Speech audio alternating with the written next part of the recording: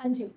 Hello everyone, आज हम सीख रहे हैं कि कैसे डिस्टेंस फाइंड आउट करते हैं 2 पॉइंट्स के बीच में। चैप्टर है हमारा कोऑर्डिनेट ज्योमेट्री वाला, क्लास 9 मैथ्स के अंदर। ठीक है। अब हमने लास्ट क्लास में सीखा था कि कैसे पता लगाते हैं कि किसी भी पॉइंट के कोऑर्डिनेट्स क्या हैं। अब उन कोऑर्डिनेट्स के बीच में अगर डिस्टेंस फाइंड आउट करना हो तो वो कैसे निकालते हैं। लेट्स से फॉर एग्जाम्पल के लिए मुझे एक पॉइंट दिया हुआ है 3,4 और एक और पॉइंट भी दिया हुआ है 5,7। तो मुझे फाइंड आउट करना है इन दोनों पॉइंट्स के बीच में डिस्टेंस कितना होगा। तो वो कैसे फाइंड आउट करते हैं, इसके लिए एक फॉर्मूला होता है हमारे पास में, x2 माइनस x1 का square plus y2 minus y1 का स्क्वायर। अब ये x2 x1 y1 y2 ये क्या चीज़ें होंगी, जो भी हमारा पहला पॉइंट होगा उसका जो x का कोऑर्डिनेट होगा वो x1, y वाला कोऑर्डिनेट y1, ऐसे ही दूसरा जो कोऑर्डिनेट हमारे पास अवेलेबल होगा उसका x वाला पोर्शन हो जाएगा x2 और y वाला हो जाएगा y2। ठीक है। तो बस कुछ नहीं करना, सिंपल इसके अंदर पुट करना है और हमारे पास आंसर आ जाएगा। कैसे? रूट के अंदर x2 कितना था मेरा 5, माइनस x1 कितना था 3, प्लस y2 था मेरे पास में 7, माइनस y1 कितना था 4। अब यहाँ से इसको हम सॉल्व करना शुरू कर देंगे। ठीक है। 5 माइनस, एक मिनट, यहाँ पे स्क्वायर भी लगाना है। ठीक है। 5 माइनस 3 का करेंगे अगर हम तो आएगा 2 का स्क्वायर, प्लस ऐसे ही 7 माइनस 4 करेंगे तो आएगा हमारे पास 3 का स्क्वायर। अब 2 का स्क्वायर हो गया मेरे पास 4 और 3 का स्क्वायर हो गया 9। ठीक है। और यहाँ से मेरे पास आ जाएगा √13, क्योंकि ये परफेक्ट स्क्वायर नहीं है किसी का 13, इस वजह से ये रूट के अंदर ही मेरा आंसर रह जाएगा। This is my answer. इसी फॉर्मूले को हम डिस्टेंस फॉर्मूला भी बोलते हैं शॉर्टकट के अंदर। ठीक है। यहाँ पे लिख देती हूँ डिस्टेंस फॉर्मूला। ठीक है। अब ये अलग अलग जगह पे आपके यूज होते हैं चैप्टर के अंदर। जैसे आपको कोऑर्डिनेट्स दिए हुए होंगे और फिर उन कोऑर्डिनेट्स के अंदर बोला होगा कि डिस्टेंस फाइंड आउट करना है, सेम ऐसे ही उसको निकालने का तरीका है।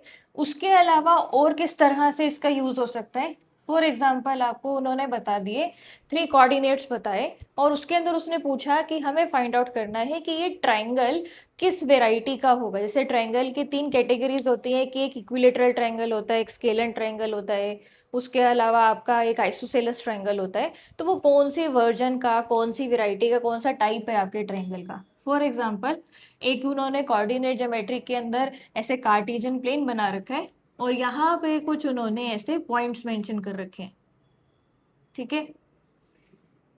और ये ट्रायंगल की फॉर्म बना रखी है। अब मुझे वो पूछेगा कि ये किस तरह का ट्रायंगल है, और यहाँ पे उन्होंने कोऑर्डिनेट्स भी मेंशन करके दे रखे हैं। ठीक है। लेट से यहाँ पे उसने कोऑर्डिनेट दे रखे हैं मेरे को 5,3 के, यहाँ पे दे रखे हैं 7,4 के, और यहाँ पे दे रखे हैं 1,2 के। अभी ये बहुत रफ बना रही हूँ मैं एग्जैक्ट मेजर के अकॉर्डिंग नहीं चल रही, मैं बस एग्जांपल के लिए आपको बता रही हूँ कि अगर इस तरह से कोऑर्डिनेट मेंशन है और हमसे वो क्वेश्चन पूछता है कि ये किस टाइप का ट्रायंगल है, तो हम इसके अंदर भी डिस्टेंस निकाल के पता लगा सकते हैं।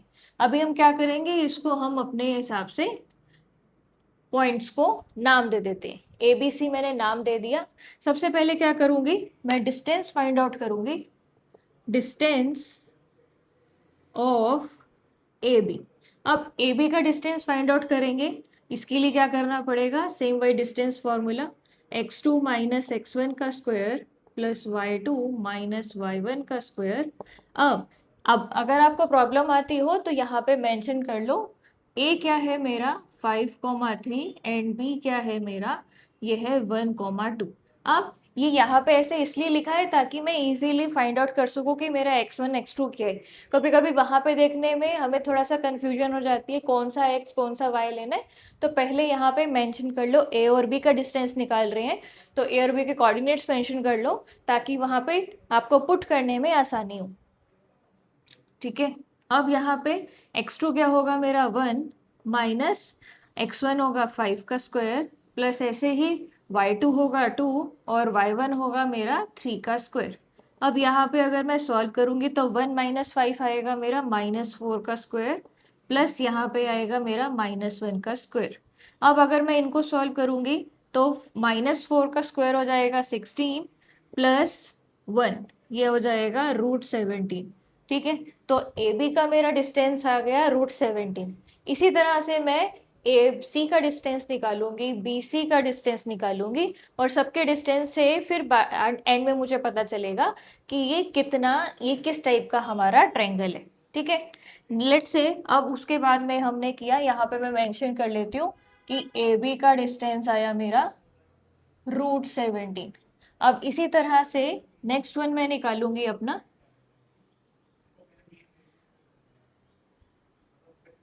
इसके बाद में हम निकाल रहे हैं ए सी का डिस्टेंस। तो ए के कोऑर्डिनेट्स थे 5,3 और सी के कोऑर्डिनेट्स थे मेरे पास में 7,4। अब यहाँ पर डिस्टेंस हो जाएगा ए सी का, सेम अगेन वही डिस्टेंस फॉर्मूला लगाना है, x2 माइनस x1 का square plus y2 minus y1 का स्क्वायर। अब इस टाइम पे मेरा x2 होगा 7 -5 का स्क्वायर प्लस y2 क्या होगा मेरा 4 -3 का स्क्वायर। अब यहाँ पे अगर सॉल्व करेंगे तो 7 -5 आएगा क्या मेरा 2 का स्क्वायर, और ऐसे ही 4 -3 आएगा 1 का स्क्वायर। अब 2 का स्क्वायर हो गया 4 प्लस 1 यानी कि √5, ये मेरा डिस्टेंस होगा ए सी का। तो यहाँ पे लिख लेते हैं ए सी का डिस्टेंस आया मेरा √5।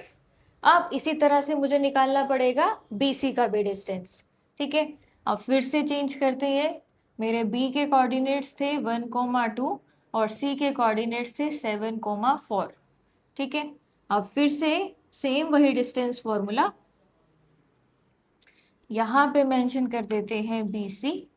अब इस सिचुएशन में मेरा x2 हो जाएगा 7 और x1 हो जाएगा 1 का स्क्वायर, y2 हो जाएगा 4 -2 का स्क्वायर। अब यहाँ पे आया 6 का स्क्वायर प्लस 2 का स्क्वायर। अब 6 का स्क्वायर 36 प्लस 2 का स्क्वायर हो गया मेरा 4। यहाँ से इसको सॉल्व करूँगी तो √40। अब मेरा बी सी का आया √40। अब आप देख सकते हो यहाँ पे तीनों में से किसी का भी डिस्टेंस आपस में टैली नहीं कर रहा, सबका डिस्टेंस अलग अलग आ रहा है। तो इट मीन्स ये ट्रायंगल कैसा हुआ, ये ट्रायंगल हुआ स्केलन ट्रायंगल। ठीक है, जब स्केलन ट्रायंगल होता है तो तीनों जितनी भी ट्रायंगल की साइड्स होती हैं वो आपस में मैच नहीं होती हैं, उनका जो डिस्टेंस होता है, मेजरमेंट जो होते हैं, तो सेम यहाँ पे भी मैच नहीं हो रहा। इसी वजह से अब ये होगा मेरा स्केलन ट्रायंगल। ठीक, अगर ये दो डिस्टेंस सेम आते तो ये आइसोसेलेस ट्रायंगल हो जाता, और अगर तीनों के तीनों डिस्टेंस सेम आते तो इसी तरह से ये मेरा इक्विलेटरल ट्रायंगल हो जाता।